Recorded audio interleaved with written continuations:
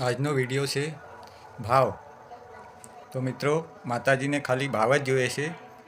તો મિત્રો આખો વિડીયો સાંભળવા વિનંતી છે। જય માતાજી, જય માતાજી।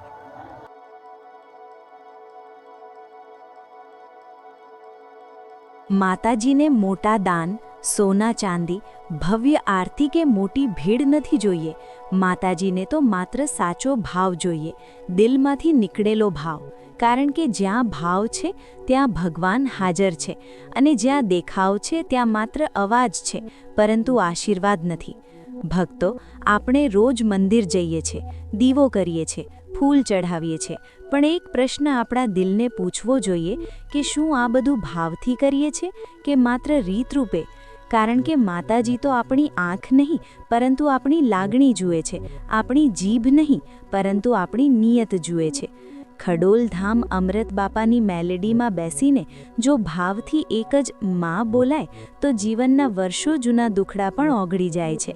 કારણ કે ભાવમાં શક્તિ છે, ભાવમાં શ્રદ્ધા છે, અને શ્રદ્ધામાં ચમત્કાર છે।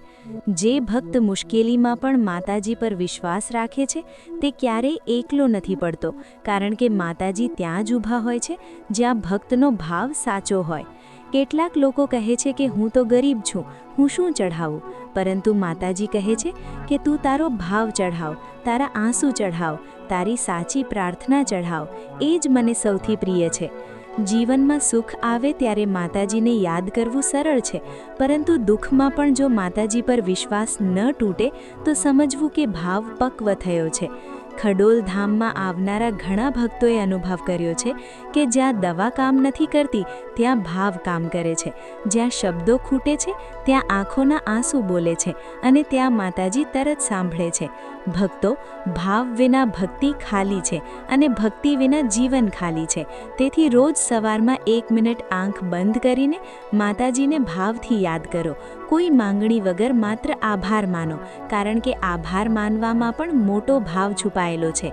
યાદ રાખજો, માતાજી આપણને પરીક્ષા આપે છે, સજા માટે નહીં પરંતુ આપણો ભાવ કસોટી પર ચઢાવવા માટે, અને જે ભાવમાં ખરો ઉતરે છે તેને માતાજી ક્યારેય ભૂલતા નથી। આજના સમયમાં દેખાવ ઘણો છે પરંતુ ભાવ ઓછો છે, તેથી જ દુઃખ વધ્યું છે, ચિંતા વધી છે। પરંતુ જે માણસ ભાવથી માતાજી સાથે જોડાઈ જાય છે તેને અંદરથી શાંતિ મળે છે, અને શાંતિ જ સૌથી મોટું સુખ છે। અંતમાં એટલું જ કહું કે જો જીવનમાં સાચો સહારો જોઈએ, સાચી શક્તિ જોઈએ અને સાચું માર્ગદર્શન જોઈએ તો માત્ર એક કામ કરો, માતાજી પર ભાવ રાખો, બધું માતાજી પર સોંપી દો, કારણ કે જ્યાં ભક્ત હારે છે ત્યાં માતાજી શરૂ થાય છે। જો આ પ્રવચન તમારા દિલ સુધી પહોંચ્યું હોય તો લાઈક કરો, શેર કરો, જેથી વધુ ભક્તો સુધી માતાજીનો સંદેશ પહોંચે। ચેનલને સબસ્ક્રાઇબ કરો અને કોમેન્ટમાં જય મેલેડી માં લખીને તમારો ભાવ જરૂર દર્શાવો। ભક્તો, ગત ભાગમાં આપણે સમજ્યું કે માતાજીને દેખાડો નહીં પરંતુ ભાવ જોઈએ। આજે આ ભાવને જીવનમાં કેવી રીતે જીવંત રાખવો એ સમજીએ, કારણ કે ભાવ માત્ર મંદિર સુધી સીમિત નથી, ભાવ તો આપણા વ્યવહાર, વિચાર અને કર્મમાં દેખાવો જોઈએ। માતાજી કહે છે કે જો તું મને સાચો માનતો હોય તો તારા ઘરમાં, તારા કામમાં, તારા શબ્દોમાં પણ મારી છાયા દેખાવા જોઈએ। ઘણા લોકો પૂછે છે કે ભાવ વધારવો કેવી રીતે? તો જવાબ સરળ છે, સચ્ચાઈથી, ધીરજથી અને સમર્પણથી। જ્યારે મુશ્કેલી આવે ત્યારે ફરિયાદ ઓછું અને પ્રાર્થના વધારે કરવી, કારણ કે ફરિયાદમાં અહંકાર છે અને પ્રાર્થનામાં ભાવ છે। ખડોલધામ અમૃત બાપાની મેલેડીમાં બેસીને જો મનથી એક જ સંકલ્પ કરી લઈએ કે માં, તું જે કરે છે એ મારા ભલા માટે જ છે, તો અડધી મુશ્કેલી ત્યાં જ ઓગળી જાય છે। માતાજી ક્યારેય ભક્તને દુઃખ આપવા માંગતા નથી, પરંતુ ક્યારેક દુઃખ આપીને ભક્તને મજબૂત બનાવે છે। જેમ સોનું અગ્નિમાં તપે ત્યારે શુદ્ધ બને છે, તેમ ભક્ત પરીક્ષામાં તપે ત્યારે ભાવમાં પક્વ બને છે। જીવનમાં જ્યારે કોઈ સાથે અણબનાવ થાય ત્યારે માતાજી યાદ કરીને ક્ષમા રાખજો, કારણ કે ક્ષમા એ ભાવની સૌથી મોટી ઓળખ છે। જે ભક્ત ક્ષમા રાખે છે તેના હૃદયમાં માતાજી સદાય વાસ કરે છે। ભક્તો, માત્ર માંગવા માટે માતાજી પાસે ન જશો, ક્યારેક શાંત બેસીને માત્ર તેમની હાજરી અનુભવો, કારણ કે મૌનમાં પણ પ્રાર્થના હોય છે અને મૌનમાં માતાજી બહુ સ્પષ્ટ બોલે છે। જે લોકો કહે છે કે અમને સંકેત નથી મળતો, તેમને એટલું જ કહું કે ભાવ શુદ્ધ કરો, સંકેત આપમેળે મળશે. માતાજી ક્યારેક સપનામાં, ક્યારેક શબ્દોમાં, ક્યારેક કોઈ માણસના સ્વરૂપે માર્ગ બતાવે છે, પરંતુ તે માર્ગ તે જ જુએ છે જેનો ભાવ જીવંત હોય. રોજ એક નાનો નિયમ બનાવી લો: કોઈને દુઃખ ન આપવું, કોઈની નિંદા ન કરવી અને શક્ય હોય ત્યાં મદદ કરવી, કારણ કે સેવા પણ ભાવનું સ્વરૂપ છે અને સેવા દ્વારા માતાજી સૌથી વધુ પ્રસન્ન થાય છે. ખડોલ ધામમાં ઘણા ભક્તોએ અનુભવ કર્યો છે કે જ્યારે ભાવથી દીવો કર્યો, ભાવથી માનતા લીધી, ત્યારે અશક્ય લાગતી વાત પણ શક્ય બની ગઈ, કારણ કે ભાવમાં સમયની મર્યાદા નથી. ભક્તો, અંતમાં એટલું જ કહું કે માતાજીને તમારી ભાષા, તમારી જાતિ કે તમારો દરજ્જો નથી જોઈએ. માતાજીને માત્ર તમારું દિલ જોઈએ, અને જો દિલ સોંપી દીધું તો સમજવું કે જીવન હવે માતાજીના હાથમાં છે. જો આ ભાગ તમને ગમ્યો હોય તો લાઈક કરો, શેર કરો, જેથી વધુ ભક્તો સુધી માતાજીનો ભાવ પહોંચે.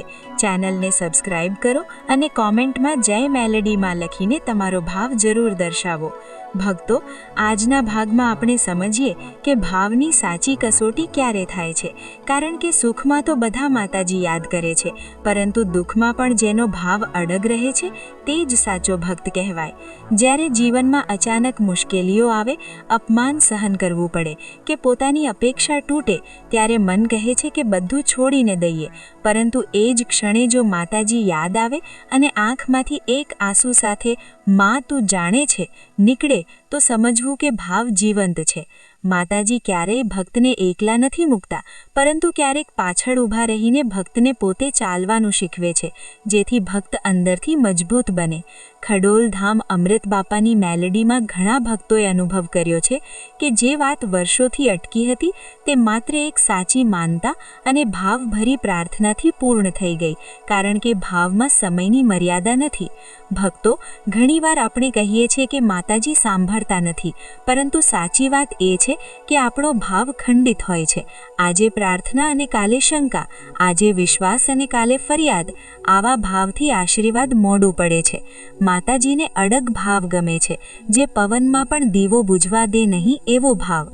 જીવનમાં જે કંઈ થાય તેને માતાજીની ઈચ્છા સમજી સ્વીકારી લો. સ્વીકારમાં શાંતિ છે અને શાંતિમાં માતાજીનો વાસ છે.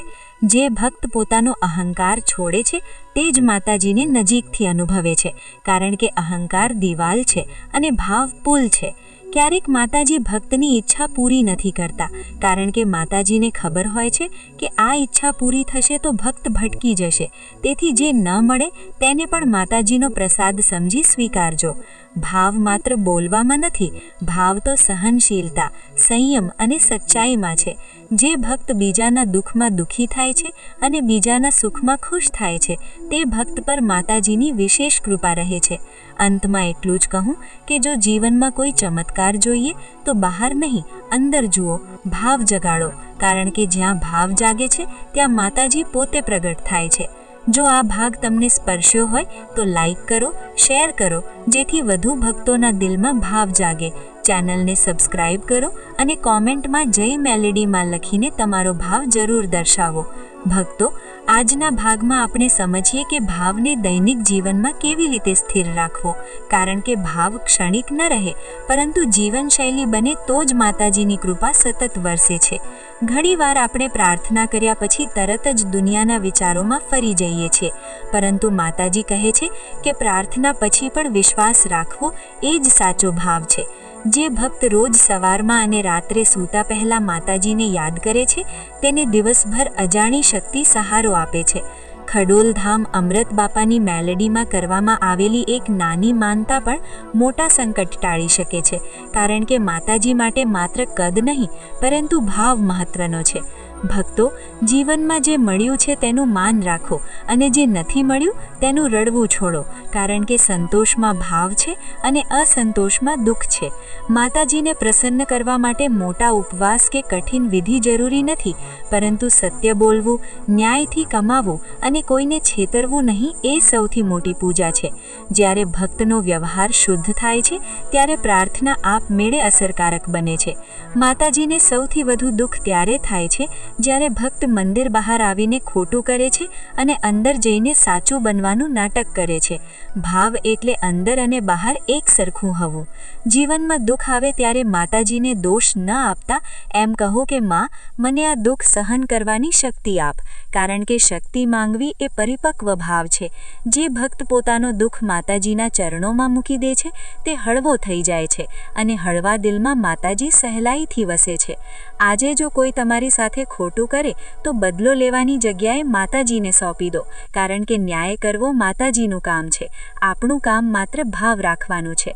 અંતમાં એટલું જ કહું કે જો જીવનમાં શાંતિ, સુરક્ષા અને સંતોષ જોઈએ તો દરરોજ એક નાનો દીવો ભાવથી પ્રગટાવો અને મનમાં એક જ વાત રાખો, માં તું છે એટલે બધું છે. જો આ ભાગ તમને ગમ્યો હોય તો લાઈક કરો, શેર કરો, જેથી વધુ ભક્તો સુધી માતાજીનો ભાવ પહોંચે. ચેનલને સબસ્ક્રાઈબ કરો